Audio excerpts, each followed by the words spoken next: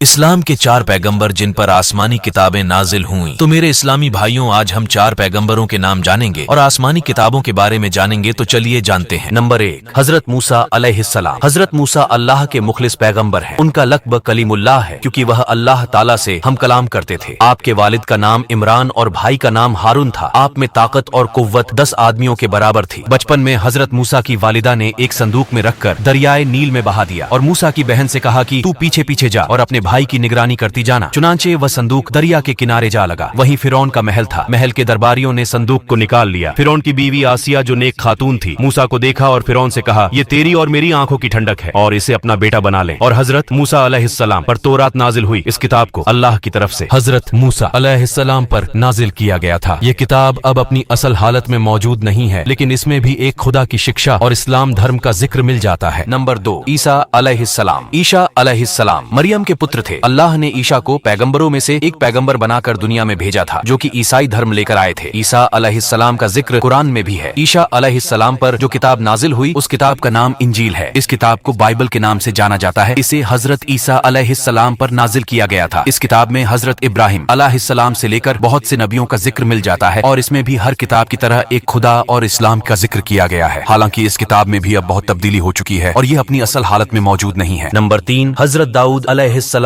پیغمبر داؤد علیہ السلام بنو اسرائیل کے لوگوں میں سے ایک تھے۔ پیغمبر داؤد علیہ السلام کو یہودی لوگ ڈیوڈ کے نام سے جانتے ہیں۔ ان کا جنم عیسیٰ پورو میں یروشلم میں ہوا تھا۔ انیہ پیغمبروں کی طرح پیغمبر داؤد علیہ السلام اللہ کے ایک پریہ پیغمبر تھے، اور اللہ نے انہیں چمتکاری شکتیاں اور مہان شکتی پردان کی تھی۔ داؤد علیہ السلام پر نازل ہوئی تھی زبور۔ یہ کتاب حضرت داؤد علیہ السلام کو دی گئی تھی، جس سے وہ اپنے قبیلے اور ملک کے لوگوں کی رہنمائی کرتے تھے۔ نمبر 4، حضرت محمد صلی اللہ علیہ وسلم۔ حضرت محمد صاحب کا جنم اسلام دھرم کے سستھاپک اور اسلامک شکشاؤں کے انوسار خدا کے آخری میسنجر یعنی پیغمبر حضرت محمد صاحب کا جنم 570 عیسوی میں عرب کے شہر مکہ میں ہوا تھا۔ حضرت محمد صاحب کا پورا نام حضرت محمد صلی اللہ علیہ وسلم ہے۔ ان کا ایک نام احمد بھی ہے۔ حضرت محمد کے جنم کے دن کو لے کر سپشٹ جانکاری موجود نہیں ہے۔ وہ عرب کے قریش قبیلے میں پیدا ہوئے تھے۔ حضرت محمد صاحب کے والد کا نام عبداللہ تھا۔ ان کے والد کی مرتیو ان کے جنم سے 6 مہینے پہلے ہی ہو چکی تھی۔ محمد صاحب کی والدہ کا نام آمینہ تھا۔ حضرت محمد جب صرف 6 سال کے تھے تب ان کی ماں بھی گزر گئی تھی، اور 40 سال کی عمر میں ہمارے نبی پر قرآن نازل ہوا، اور چاروں کتابوں میں سب سے افضل اور سدا باقی رہنے والی کتاب ہے قرآن مجید۔ اللہ کی کتاب بھی ہے اور اللہ تعالیٰ کا کلام بھی۔ ہمارے پیارے نبی پر قرآن مجید نازل ہوئی۔ قرآن مجید کا ایک ایک حرف اور ایک ایک لفظ محفوظ ہے۔ اس میں ایک لفظ کی بھی کمی بیسی نہیں ہوئی، اور نہ قیامت تک کوئی بھی کمی بیسی ہو سکے گی۔ قرآن مجید کی حفاظت کی ذمہ داری خود اللہ تعالیٰ نے لی ہے۔